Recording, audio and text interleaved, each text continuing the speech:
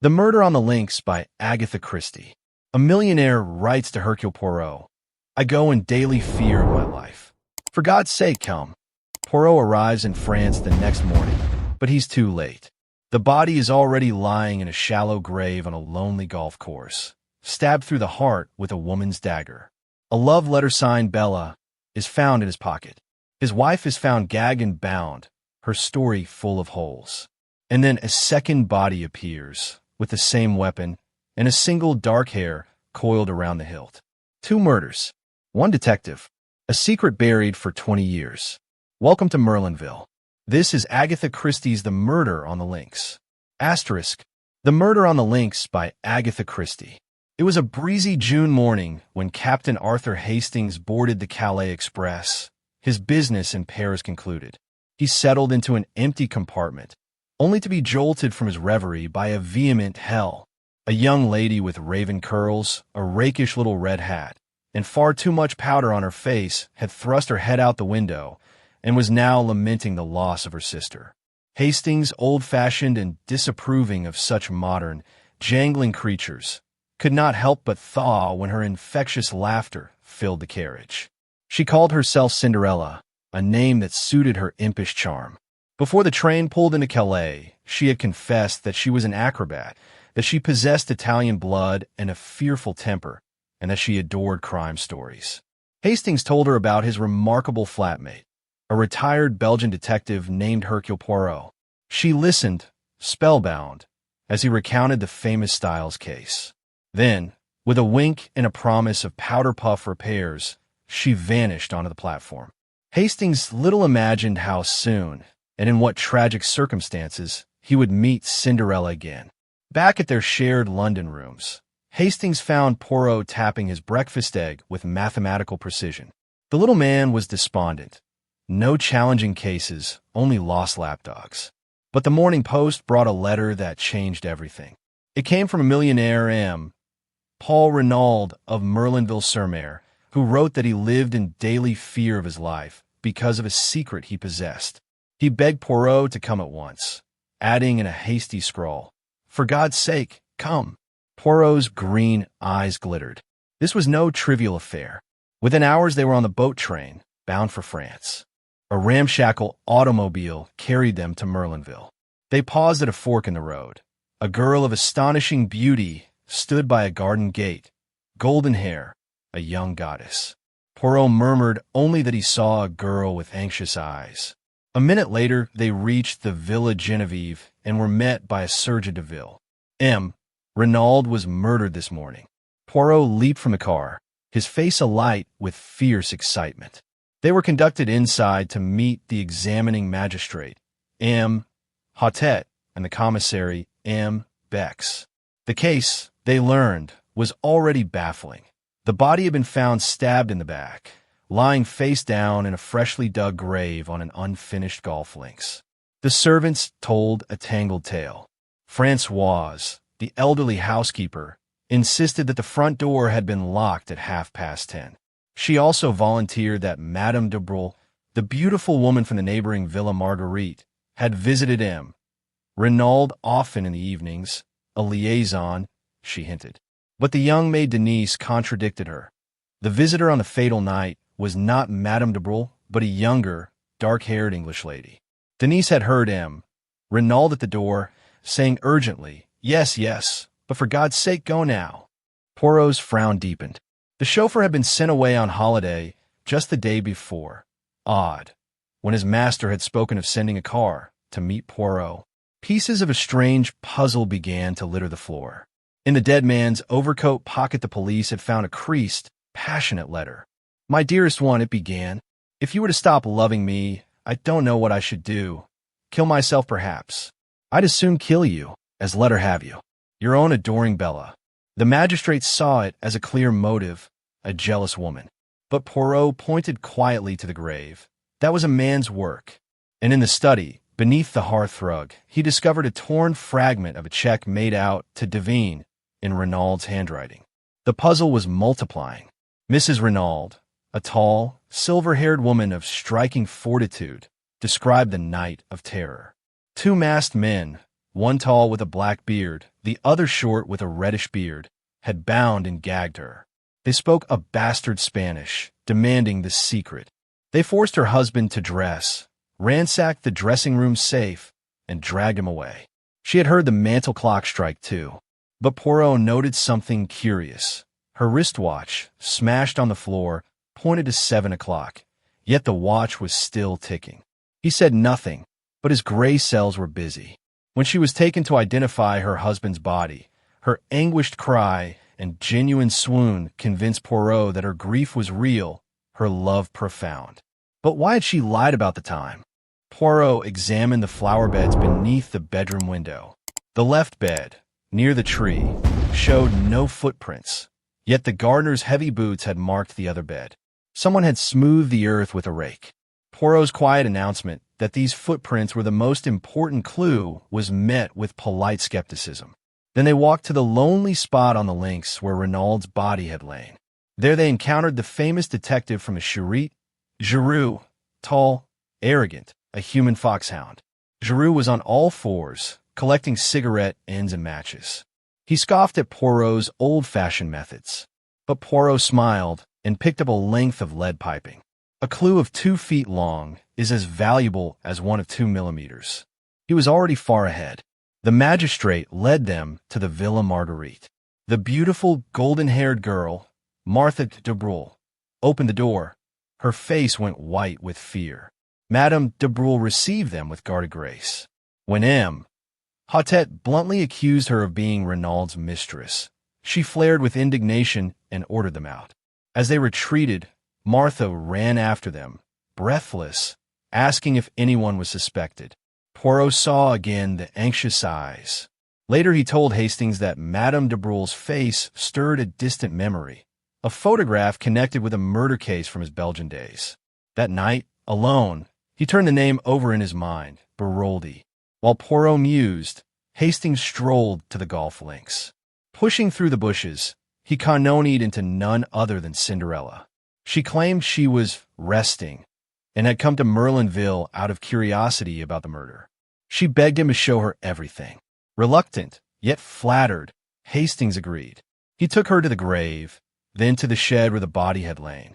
With the key borrowed from a guard, he showed her the dagger in its glass jar. The girl grew pale, swayed, and nearly fainted. He fetched her brandy and, in his concern, forgot to relock the shed door. Only later did he realize the dagger was gone. Giroux was furious, yet secretly pleased. The thief had walked into his trap. The next morning Giroux displayed his trophies, a South American cigarette end and an unlit match. The murderers are Chileans, he declared. He also revealed the existence of a mysterious English visitor the night before the crime, the Bella of the letter. But Poirot remained unmoved. He pointed to the wristwatch that had gained 2 hours. He mentioned the footprints in the flower bed that were not there. Giroux sneered. Then Gabriel Stoner, Renaud's English secretary, arrived from London. Stoner dismissed the love affair theory. Renaud adored his wife. The large sums paid to Madame de Breuil were blackmail, not passion. A new will, made only a fortnight ago, left everything to Mrs. Renauld, disinheriting their son. Stoner was staggered. The case grew ever darker. Suddenly the door flew open and a tall, dark young man burst in.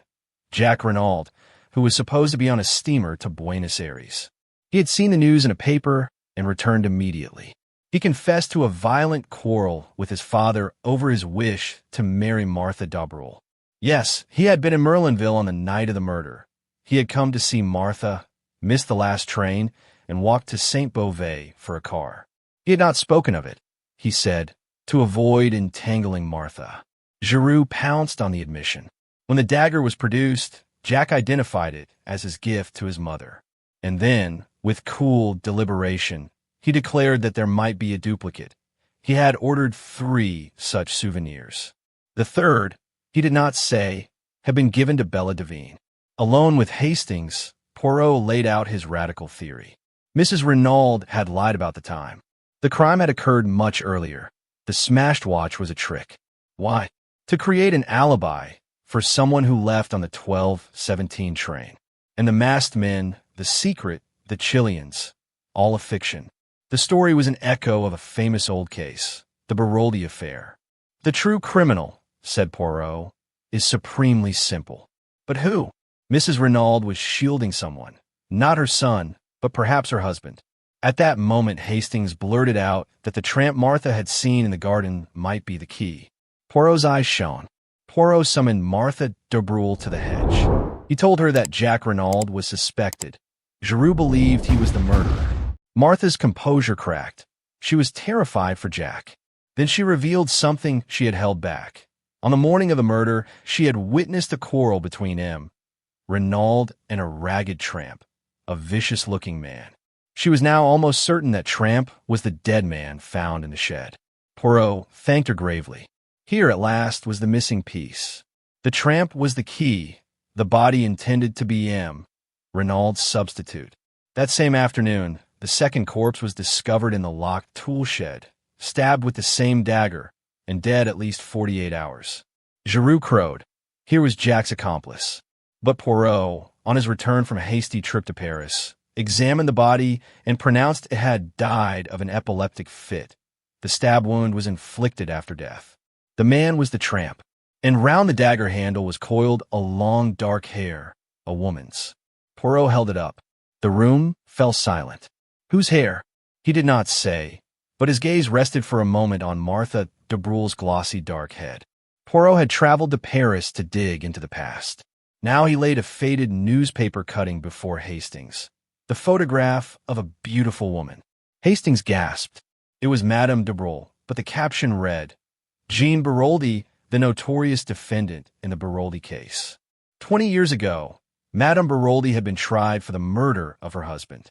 The prosecution said she had induced her lover, Georges Cano, to stab him. She was acquitted, and Cano vanished. Now, Poirot saw everything. Georges Cano was Paul Renauld. Madame de Breuil, the former Jean Beroldi, had recognized him in Merlinville and bled him white with blackmail.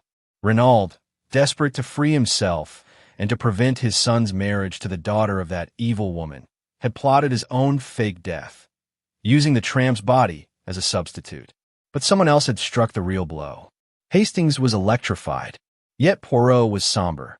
The first crime, the staged death, was solved. But the second crime, the real murder, remained. Who had killed Renauld as he dug the grave? Poirot sent Jack on a fool's errand to the station at Abilac, and meanwhile interviewed Martha again. She repeated her story of the tramp. Poirot then went to Jack's room and, searching methodically, found a photograph, a girl's face with love from Bella scrawled across it. Hastings looked and felt the earth shift. It was Cinderella, yet he knew there were two sisters, twins. Which one was Bella? Giroux, triumphant, arrested Jack Renauld. He laid out his case. Jack had quarreled with his father, had been in Merlinville that night, had stolen the dagger, murdered his accomplice the tramp, and then stabbed his father. The woman's hair? Giroux scoffed. A young man's pomaded hair, brushed back. Mrs. Renauld's lies were to shield her son. Poirot wagered 500 francs that he would find the murderer before Giroux. But as they left the villa, Jack uttered no denial. Poirot murmured, "The gravest indictment against him is known only to me." Hastings was lost. Hastings struggled to fit the pieces. Then a dazzling idea struck him. Georges Cano. He poured out a theory. Cano, the tramp, returned to blackmail Madame de Breuil, quarreled with Renauld, killed him, then died of a fit. Poirot sighed. You should write for the cinema.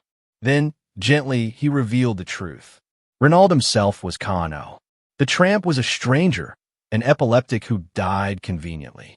Renauld and his wife dressed the body in Renauld's clothes, stabbed it with the dagger to make the murder look real, and Renauld escaped in the tramp's rags, only to be stabbed in the back by a real murderer while he dug the grave.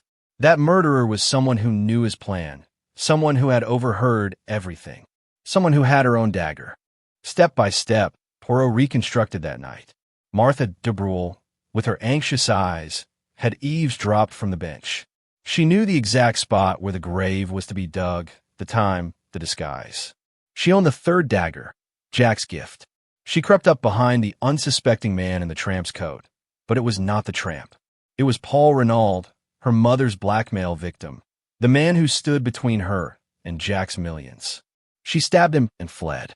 Later, she pretended ignorance. But she had left her dark hair on the dagger handle, and the crime passional she simulated was her own cold, calculating act. Hastings received a long, agonized letter from Dulcie Devine, Cinderella's true name. She confessed everything.